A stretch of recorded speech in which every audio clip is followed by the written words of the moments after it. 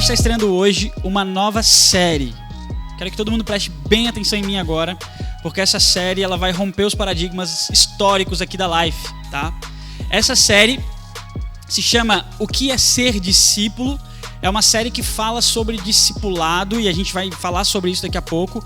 Mas antes, eu vou dizer que essa série ela vai ser uma das séries mais longas que a gente já teve aqui na Life. Ela vai durar 9 episódios, 9 encontros. E a gente quer envolver vocês de uma maneira maior. Então a gente vai fazer o seguinte, a gente vai criar grupos de... A gente tem quantas pessoas, Jorge? 30? 32, 33? 31 pessoas.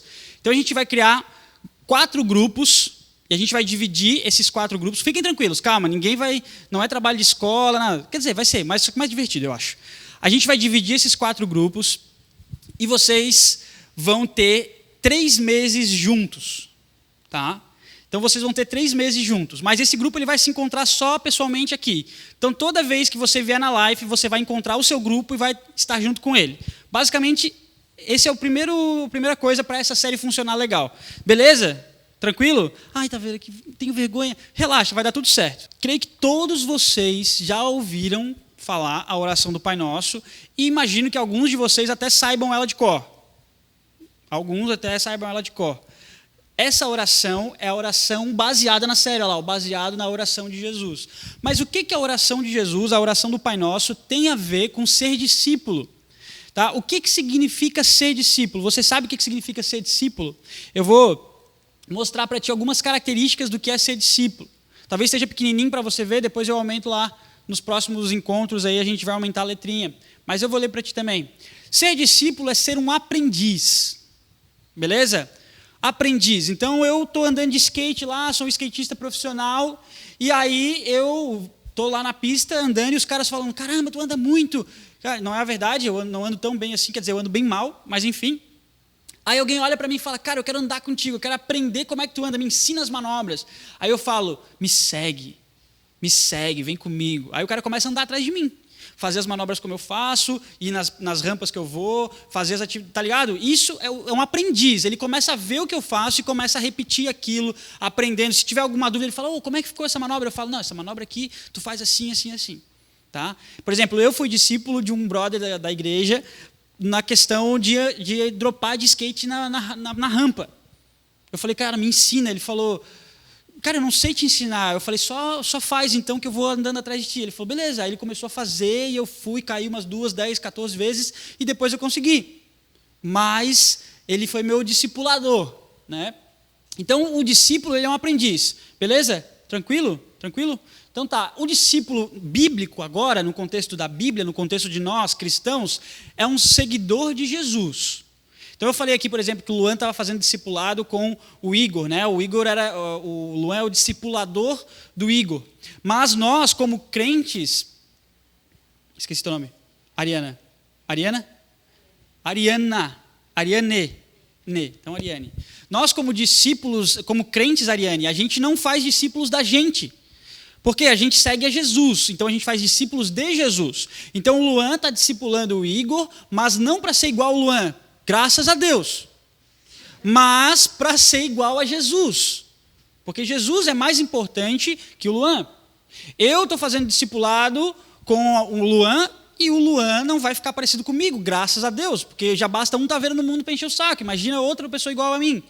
O meu papel como discipulador, então, é transformar ou mostrar para ele que o Jesus, o nosso Senhor, para que ele seja o mais parecido com ele, entendeu, Maria?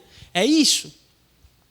E outra característica do discípulo é que ele obedece aos mandamentos. Então o discípulo, quando o discipulador, no caso nosso Senhor Jesus, traz mandamentos, ensinamentos, verdades bíblicas, Érica, é para a gente seguir esses mandamentos. Então se você é discípulo, você segue esses mandamentos, você obedece esses mandamentos. Porque o teu mestre falou. Então, o João lá, o bicho da igreja que me ajudou a dropar na pista, ele falou, ó, faz assim. Aí eu falei, não, vou fazer diferente. O que aconteceu? Cabeça no corrimão. Cabeça na borda da rampa. Aí ele falou, não, faz assim, joga o teu corpo, não sei o quê. Aí eu obedeci o mandamento. O que aconteceu? Consegui dropar. conseguir descer com o skatinho lá, entendeu? Então, o discípulo, ele obedece os mandamentos, beleza? O Luan não vai dar os mandamentos do Luan para o Igor. O Luan vai dar os mandamentos de quem? De Jesus para o Igor.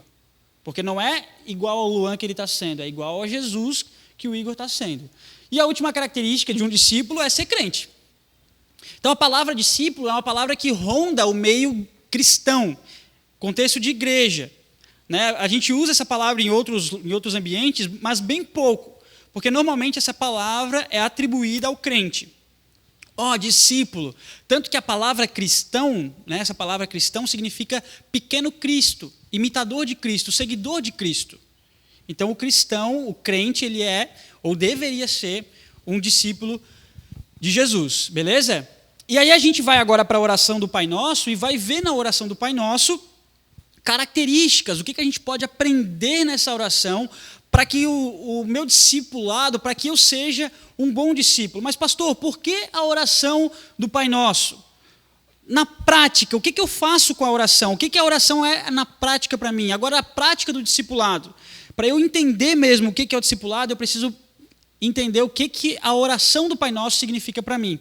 Olha o que esse cara bonito, velho aí, que já morreu, falou. O Pai Nosso não é somente um exemplo de oração para os discípulos. Não é somente um exemplo de oração para os discípulos, mas o modo que devem orar. O Pai Nosso é oração por excelência. Nela está a essência e os limites de toda oração dos discípulos.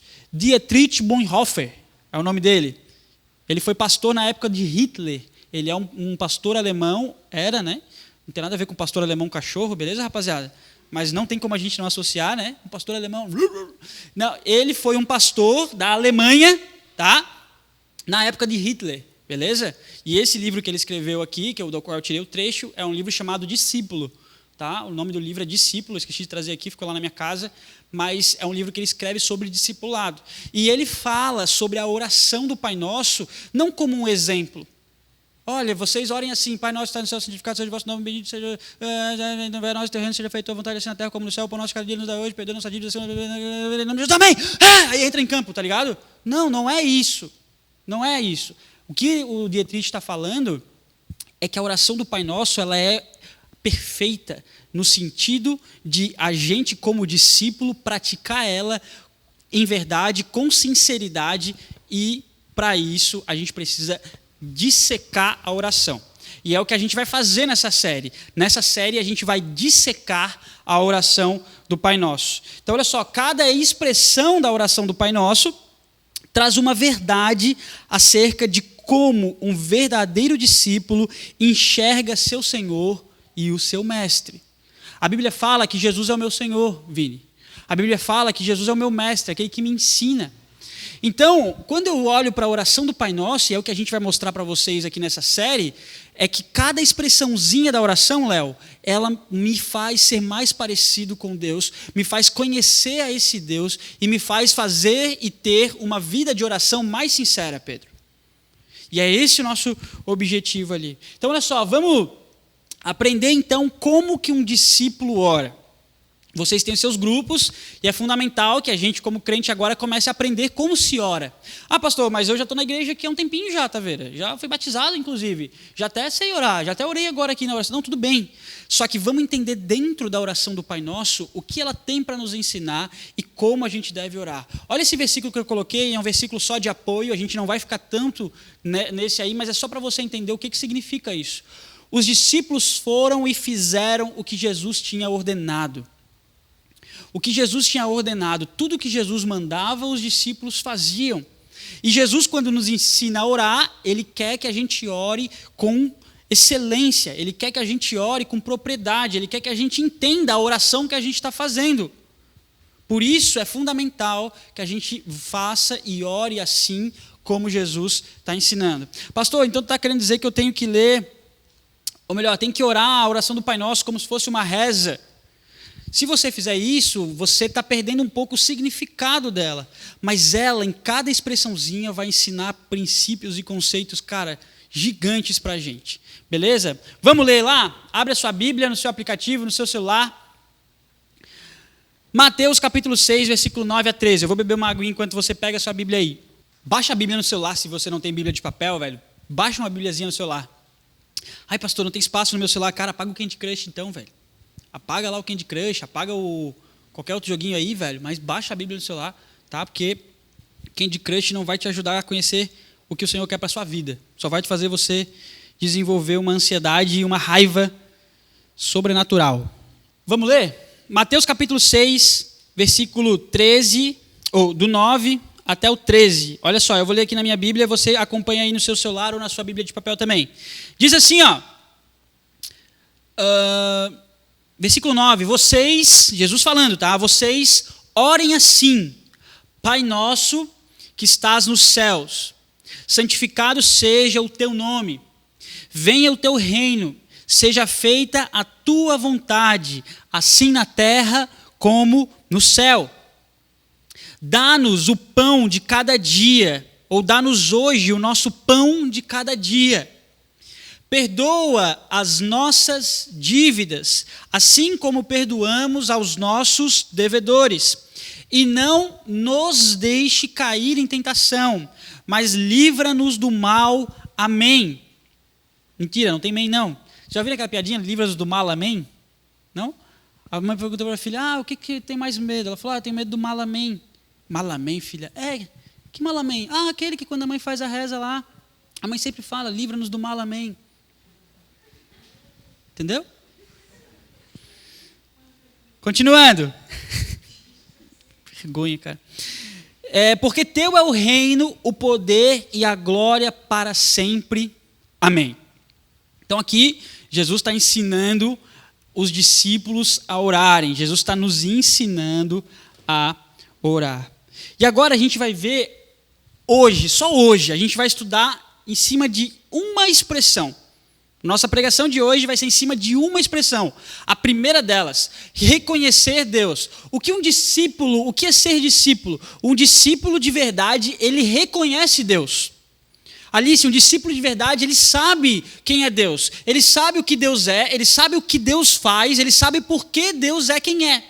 Se você quer ser um discípulo de Jesus, e Jesus está te chamando para ser discípulo dele, mas você não sabe quem é Deus, você vai orar, Pai nosso que estás no céu, e não vai fazer sentido para ti. Por isso, o meu desafio hoje, o desafio nosso da palavra, é trazer a essência de Deus, de quem Deus é, dentro dessa expressão, para que a gente, quando orar, Pai nosso que estás no céu, a gente saiba exatamente o que essa frase significa.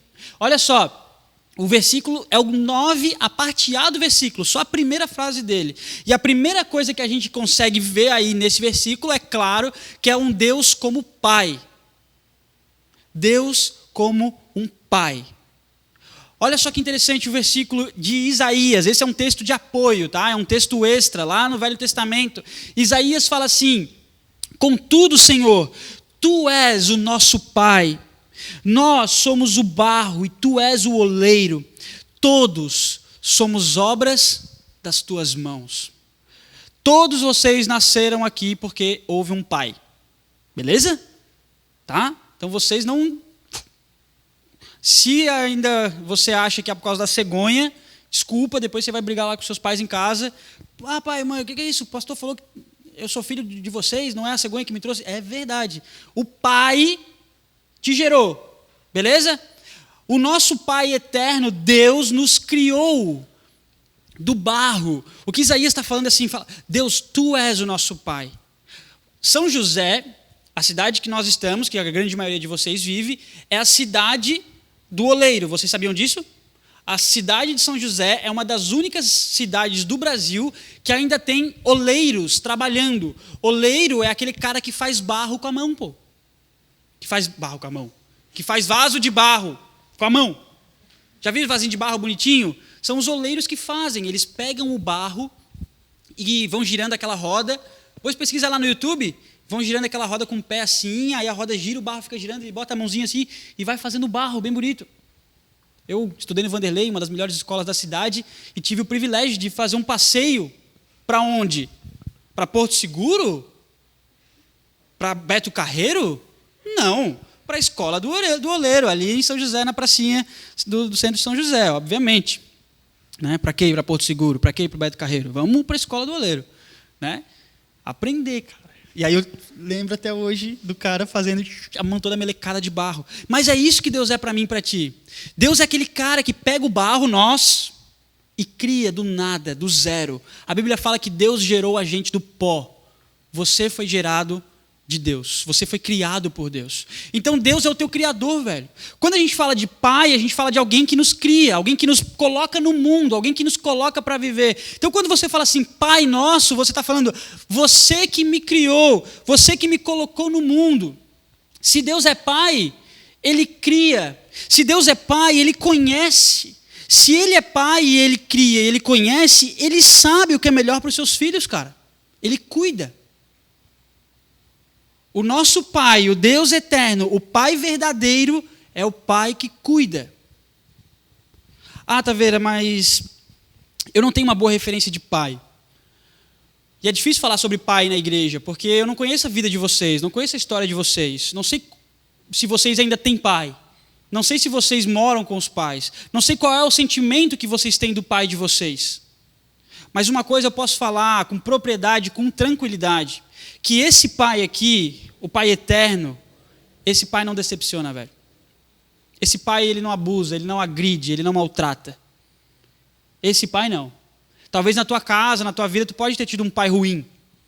Mas esse pai aqui não. Porque esse pai aqui, ele é um pai que não erra. A Bíblia fala que Deus responde para um profeta, ele fala assim, olha, eu não sou homem para que minta. Eu não erro, eu sou santo, eu sou perfeito. Então saiba que de mim nada, não vai vir erro. O meu pai erra, o meu pai pessoal, o meu pai físico, o meu pai ali, o José Francisco Taveira. Meu pai lá, o velhão lá de casa, lá, carrancudo. Ele erra. Já me ofendeu várias vezes, já me feriu várias vezes. Porque ele é um ser humano igual eu. Alguém que Deus colocou na minha vida, né, para me dar vida. Só que quando eu conheço esse pai aqui não erra. Esse pai aqui ensina o meu pai a ser um bom pai. Esse pai aqui me ensina a entender que ainda que eu não tenha o amor de um pai aqui, eu tenho o amor do Pai Celestial. Porque meu pai não erra. O meu pai eterno não erra. Deus é um pai que não abandona. Deus é um pai que não abandona. Talvez a tua história seja essa. Seus pais se separaram, teu pai foi embora, trocou tua mãe por outra mulher. Não sei, não conheço. Mas saiba que Deus não abandona. A Bíblia fala que Deus nos ajunta como pintinhos embaixo das suas asas. Como se ele fosse, assim como a mãe ajunta, assim como a galinha, né, ajunta os seus pintinhos embaixo das asas, eu cuido de vocês. Um texto de Isaías fala assim, ainda que a mãe de vocês, ainda que o pai de vocês abandone vocês, todavia eu não me esquecerei de vós. Deus está falando. Então saiba que Deus não te abandona. Deus não te abandona. Você pode ter vivido uma experiência ruim com os teus pais aqui na terra, com teu pai pessoalmente, mas Deus não te abandona. O Pai eterno não te abandona. E outra coisa que Deus é um pai que nos conhece. Talvez seus pais são separados, talvez você não conviva todo dia com teu pai, você não tem uma experiência pessoal com teu pai, de viver ele na casa, de ele olhar para você e saber o que está acontecendo. Talvez você vive com... Eu não sei, cada um tem uma história de vida. Talvez teu pai não saiba muito bem quem você é. Talvez teu pai não saiba quais são os seus principais gostos. Talvez você não tenha uma abertura para conversar com teu pai sobre isso. Mas sabe o que é legal sobre Deus? Que Deus conhece, cara. Deus conhece cada detalhe nosso. Porque Ele sonda o nosso coração. Ele é aquele que sabe tudo a nosso respeito. Tem um outro texto na palavra que Deus fala assim, eu sei que pensamentos que tenho a respeito de cada um de vocês. E digo mais, são pensamentos de paz e não de mal, para dar para vocês o fim que vocês desejam. Então Deus me conhece. Agora vai dizer que esse pai não é maravilhoso? Vai dizer que esse pai não é perfeito? Vai dizer que esse pai não é um sonho? Sonho de pai. E é o Pai eterno, Ele existe, Ele está aí. Ele nos criou, Ele nos ama, Ele nos conhece. É esse Pai que quando a gente fala, Pai nosso que estais no céu, a gente ora. Ser discípulo é olhar para Deus e ver nele o Pai verdadeiro e eterno. Se tu olha para Deus e não vê Ele como um pai, falta pouco para você se tornar um discípulo. Só falta você olhar para Ele e ver Ele como um pai. Então, quando você fala Pai Nosso, não é simplesmente, vamos falar em respeito de pai e tal. Não, cara. É o Deus que te criou, velho. É o Deus que te colocou nesse mundo. É o Deus que tem planos para a tua vida. É o Deus que te ama, cara. É um Deus que não erra. Se Deus não erra, você não é um erro. Se Deus não erra, você não é um problema. Esse Pai, Ele é perfeito. Esse Pai, Ele é perfeito. Segunda característica desse Deus, desse versículo, que a gente pode aprender com ele, é que ele fala assim: Pai nosso que estás no céu. Pai nosso. Sabe o que significa isso, velho? Olha só que legal esse versículo. 1 João 3:1, versículo de apoio aí para você. Vejam como é grande o amor do Pai que nos concedeu, que nos deu a vida, sermos chamados filhos. Sermos no plural, filhos no plural de Deus. E o que de fato somos. Pastor, sabe o que tu está querendo dizer com isso? Por que o nosso é tão importante? Porque a gente tem que entender, cara, que o Pai não é só meu. Deus não é só o meu Pai. Deus também é o teu Pai. Deus também é teu Pai, Deus também é teu Pai, Deus também é teu Pai. Deus também é teu Pai. Deus também é teu Pai. Se você olhar para a oração do Pai Nosso, você vai ver isso frequentemente, toda vez que a gente vai falar, a gente vai um pouco dar ênfase nessa palavra, nessa expressão, porque em nenhum momento você ora assim: Pai meu que estás no céu. Nenhum momento. Na Bíblia, nesse versículo, ele fala: o nosso Pai, veja o grande amor que o nosso Pai nos concedeu. Que amor foi esse? Que coisa maravilhosa é essa? Sermos chamados seus filhos. Então, ao mesmo tempo que o teu Pai, o Deus, te conhece na singularidade, olha que palavra bonita, na singularidade, na individualidade, como indivíduo, como pessoa, Ele também te conhece no coletivo. Ele também é o nosso Pai. Ele é um Deus coletivo. Olha só que interessante isso aqui. O Pai não é só meu, nem só seu, Ele é nosso. Ele agiu por nós e em nós. O que significa isso, pastor? O que você está querendo dizer com isso? Estou querendo dizer com isso, cara, que a gente é muito egoísta às vezes em relação a como Deus age na nossa vida. A gente é muito interesseiro às vezes em como Deus age na nossa vida. Às vezes a gente quer que Deus aja na nossa vida, Biel. Só que a gente não sabe como Deus está trabalhando no todo. É igual na casa, eu tenho uma irmã. Quando a gente era mais novo, que a gente morava junto, eu queria muitas coisas para mim, e meu pai falava: não, eu não vou te dar, eu não vou fazer. Por quê? Porque se eu fizer, a sua irmã vai ficar sem. Se eu te der, a sua irmã vai ficar sem. Então eu preciso pensar no todo, eu preciso pensar em vocês todos. E a gente, como crente, acha que Deus, Ele só tem a gente como filho. Porque alguém falou para você: olha, você é o filho especial de Deus, você é um filho querido de Deus. Todo mundo é filho especial de Deus. Então, se todo mundo, todo cristão é filho especial de Deus. Então, se você é um adolescente discípulo, eu sou um jovem discípulo, a gente é discípulo junto, o Pai é nosso. Então, eu não posso, Érica, querer que Ele faça as coisas só para mim. Eu não posso querer que Ele faça as coisas só para mim se eu não me preocupar contigo. Se eu não me preocupar com vocês. Eu preciso entender que o Pai é nosso. Isso vai tirar de mim esse sentimento egoísta. Do Deus que faz as coisas para mim, do Deus que me abençoa. Imagina que você, quem é filho único, talvez não tenha essa experiência.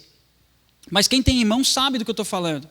Adianta você pedir o tênis mais caro se você tem 52 irmãos? Seu pai não vai dar o tênis mais caro. Por quê? Porque ele tem outros irmãos para dar, cara. Ele tem que dividir a renda, a comida, as roupas. E isso é natural. Agora imagina você olhar para Deus e falar assim: Deus, me dá, faz por mim. Por que o Senhor não faz para mim? Porque aí a vontade de Deus a minha vontade, né? É que Deus chegasse, desse um tapão no outro e falasse: ô meu filho, tem mais filhos. Tem coisas acontecendo. Tem situações acontecendo, tem coisas mudando aí. Um exemplo muito legal disso, olha esse versículo aqui. Deus amou quem? Amou a mim? Deus amou você? Sim ou não? Não, ele amou o mundo. Deus amou todos nós. Jesus não morreu por mim. Jesus morreu pela gente, velho. Olha que maravilhoso.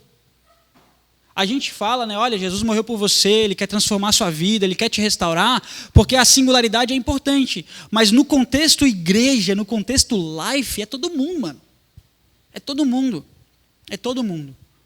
Deus não tem filhos prediletos. Deus tem filhos mais próximos.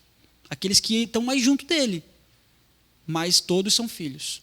O mundo foi um propósito de Deus ao entregar Jesus. E olha que interessante. Quem que morre para nos salvar? Não é o Filho de Deus? Não é Jesus? Agora imagina se Jesus fosse um cara interesseiro e falasse: ô pai, eu vou morrer por todo mundo? Não, pô. Sofrer na cruz. Jesus até cogitou orar sobre isso. Já falei aqui sobre isso. Ele até fala: pai, se possível, afasta de mim esse cálice. Contudo, não seja feito assim como eu quero, seja feita a tua vontade. Um outro exemplo disso é José, do Velho Testamento. Ele é filho de Jacó. É vendido pelos irmãos. Os irmãos sacaneiam com José. Vendem ele como escravo para os egípcios. E aí José poderia pensar assim: putz, acabou minha vida, virei escravo. E aí ele poderia pensar de forma egoísta: poxa Deus, por que Deus? Por que o Senhor só fez eu me ferrar? Olha só onde é que eu estou, virei escravo, não sei o quê. José não tem essa postura, ele continua firme. E olha o que acontece, por causa de José, o filho que teoricamente estava sofrendo, beleza? Porque foi vendido para os escravos tal, toda a família de José foi salva. Porque teve uma fome na cidade de Jerusalém, no povo deles, em Israel, onde José era. Os irmãos venderam ele para o Egito. Deus mostrou para José que haveria uma fome. José então falou com o faraó e o Egito se preparou, guardou comida. E quando o faraó descobriu que a família de José estava passando fome e morrendo, o faraó falou para José: mano, traz tua família para cá. E aí José trouxe toda a família para cá, perdoou os irmãos, trouxe o pai, e por isso o povo de Deus ficou vivo, velho. O que significa isso? Deus trabalha no todo. Deus trabalha no todo. Às vezes você está passando uma situação difícil, uma luta. Saiba que Deus tem mais filhos. Não que Ele não está preocupado contigo, mas Ele pode estar usando essa luta e essa dificuldade na tua vida para fazer com que lá na frente as coisas, se encaixem de uma maneira perfeita. Deus nunca erra. Beleza? Jesus, por amor a nós, né? Jesus teve que morrer por causa de todos nós. Por que Ele vai deixar de cumprir o plano dele só porque você quer algo? Imagina que Deus tem um plano maravilhoso para a tua vida. E você fala: não, Deus, eu quero ser jogador de futebol. Não, cara, eu quero que você seja diretor do maior banco do Brasil. Não, Deus, eu quero ser jogador de futebol. Não, cara, você vai ser uma referência lá nessa empresa. Você vai ser abençoador lá. Você vai levar meu nome para esse lugar. Porque muitas pessoas vão ser transformadas lá, teus funcionários, teus colaboradores vão ouvir você dando exemplo. Não, Deus, eu quero ser jogador de futebol. Sabe o que a gente tem que parar de ser, velho? Discípulo mimado. Não seja um discípulo mimado. Fica fazendo birra com Deus. Eu quero. Cara, a gente já é adolescente, né, velho? Para de ficar: eu não ganhei o doce, eu não ganhei o ovo de Páscoa. Cara, Deus tem mais filhos, velho. Tá entendendo a ideia, rapaziadinha? Vocês estão entendendo? Estão comigo aí? Cara, para de ser mimado, velho. Para de ser adolescente mimado. Deus te ama. Deus sabe o que é melhor para ti. Então, cara, respeita. Aguarda. Só não seja um adolescente mimado, porque o Pai é nosso. Deus é o nosso Pai. E a terceira característica que a gente tira dentro desse versículo é Deus como soberano. Porque olha só o que ele fala: Pai nosso que estais aonde? Nos céus. Isso significa grandeza. Isso significa que Ele está acima de mim e de ti. Deus está no céu. Deus é maior que eu. Deus é maior que você. Deus é mais importante do que eu e do que você. Deus é soberano. O conceito de soberano é esse. Ó soberano Senhor. Olha esse versículo que Paulo fala para um jovem pastor, Timóteo, na sua carta no Novo Testamento. Ele fala assim: guarde este mandamento, até a manifestação do nosso Senhor Jesus Cristo, a qual Deus fará se cumprir no seu devido tempo. Ele é o bendito e único soberano. Amém. Glória. Ele é o único bendito e o soberano. Presta atenção nessa palavra, único soberano. Único soberano. O Rei dos reis e o Senhor dos senhores. Então, quando você orar falando assim, Pai nosso que estás nos céus, saiba que você está dirigindo a sua palavra ao Rei dos reis, ao soberano, velho, ao Senhor dos senhores. Pastor, o que significa isso? Que quando você é discípulo, você tem acesso a Deus, velho. Você tem a possibilidade. O que Jesus está falando para os discípulos é o seguinte: quando vocês orarem, com todo respeito a qualquer outra religião, galera, mas quando vocês orarem, orem para Deus. Fala com Deus, velho. Para que falar com o porteiro se você pode falar com o dono do céu? Para quê, velho? Com todo respeito a Maria, com todo respeito a Allan Kardec, a Maomé, a esses guerreiros tudo aí. Cara, eu fui autorizado pelo meu Senhor Jesus e Salvador a falar direto com Deus, velho. Direto, mano. Você pode falar direto com Deus. Então, lembre-se que o soberano, ele está acima de qualquer outro. Signo. Mano, a Bíblia fala que Deus criou as estrelas. Eu sempre falo isso aqui. Se Deus criou as estrelas e eu posso falar com Deus, para que eu vou olhar para as estrelas para saber o que elas têm para me dizer? É só buscar Deus, pô. Não é verdade? Desculpa, se você gosta de signo aí, o meu é dinossauro, com ascendente em baleia. Tá? Depois a gente pode ver o que significa isso. Ou seja, nada, porque eu posso falar direto com Deus, velho. Fui salvo por Jesus. E Jesus fala: Pai nosso que estás nos céus, o Pai do céu, o Deus do céu, se fez presente. Ele está aqui entre nós, cara.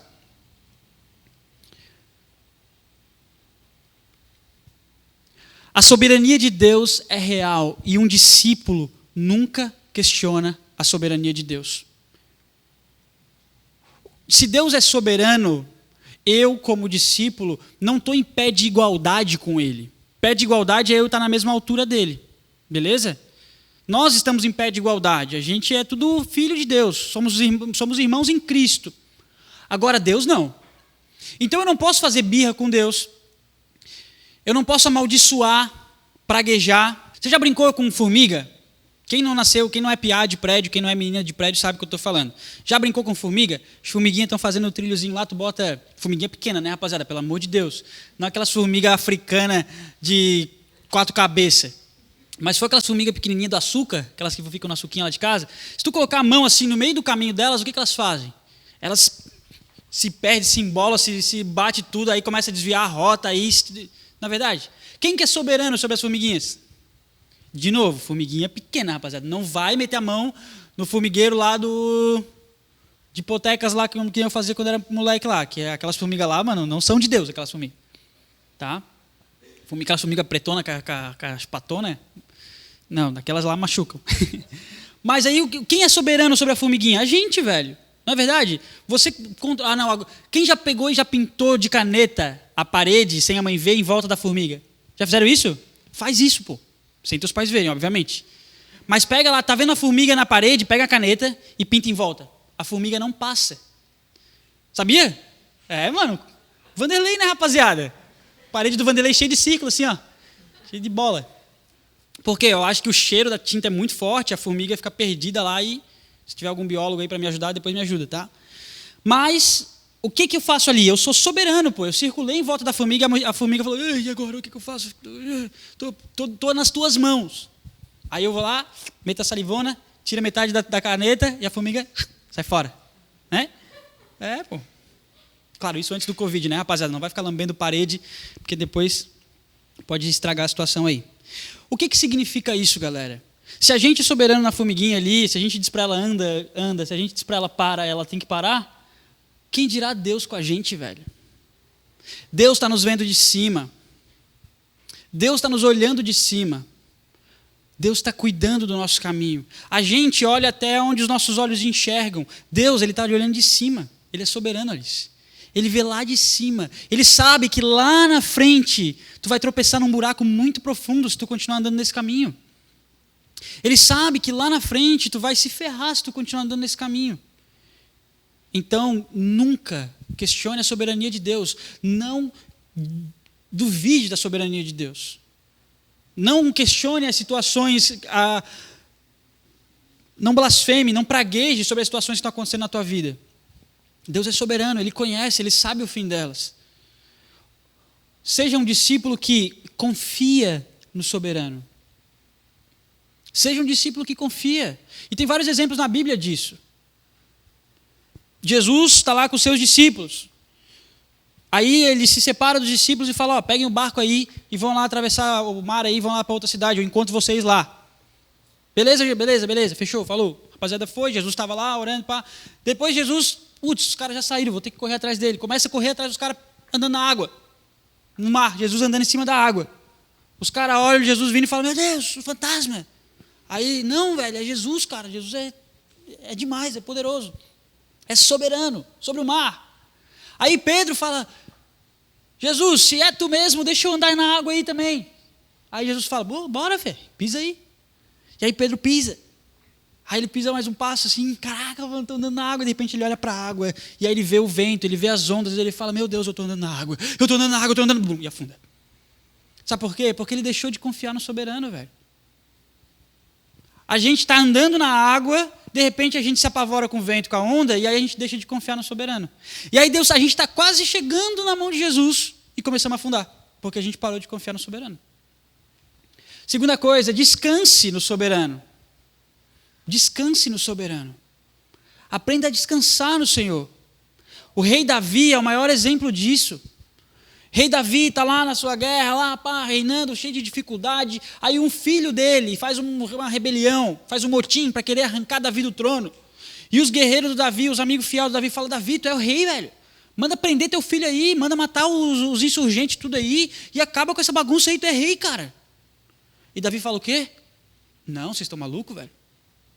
Vou descansar no Senhor, vou esperar. Deus vai trazer a solução. Deus vai trazer a restauração. Se for para eu continuar como rei, eu vou continuar. Se for para eu sair, eu vou sair. Deus é soberano. Olha que loucura, velho. Olha que loucura. A gente tem que aprender a descansar no Senhor. Mas não descansar da forma errada. Tipo, vai estudar para o colégio? Não, Deus é soberano. Deus é soberano. Vai fazer as atividades? Não, Deus é soberano, pô. Eu vou descansar, Deus é soberano. Não, não é assim, Sara. Não. Faz o teu aí, corre aí, tá? Agora espere no Senhor. Espere também. Descansa e espere. Saiba que Deus está trabalhando, velho. Saiba que o soberano, ele está agindo. Saiba que o soberano, ele está direcionando a nossa vida. Ele está cuidando da gente. Então, olha só quanta coisa importante a gente aprende numa expressão. Pai nosso que estás no céu. Ele é um pai que nos ama, nos conhece, cuida da gente. Ele é nosso, meu e seu, se importa com a gente não pode ser mimado. Um discípulo de Jesus não é mimado.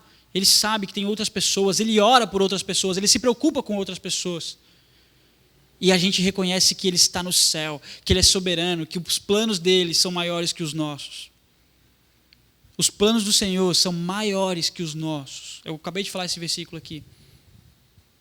No Novo Testamento tem um texto que fala que nem olho viu, nem ouvido nenhum ouviu, nem jamais entrou no coração do homem aquilo que Deus tem planejado para aqueles que amam a Ele. Então eu não sei as maravilhas que Deus tem planejado para a tua vida, nem para a minha, mas eu sei de uma coisa, Deus tem. Deus tem, Ele é soberano, pô.